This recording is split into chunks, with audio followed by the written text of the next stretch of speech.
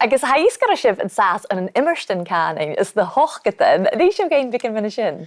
Well, mar is beráis as na hochgatan, charó television a radio na fiú saoinich an ráideach in mar a hain dú sé gléomhheic de Gaelic a chiadú sa chloine tú.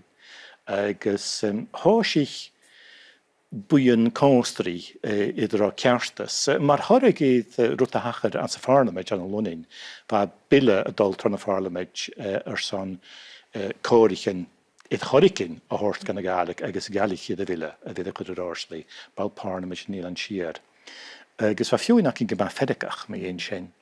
Agus chagún sin gyffeimid sin mar a rhainat as a chymri.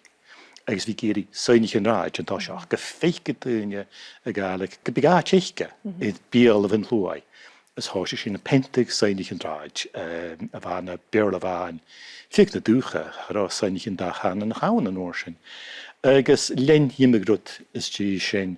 Had er ein sin yn dúafas fein mi ra a chanig mór an mar harigil sin háisich céile tiúntach. Is a erstas glóirí nó háastach, a sin fatan a searlé na bha sin ans na hochgatan. Ha, go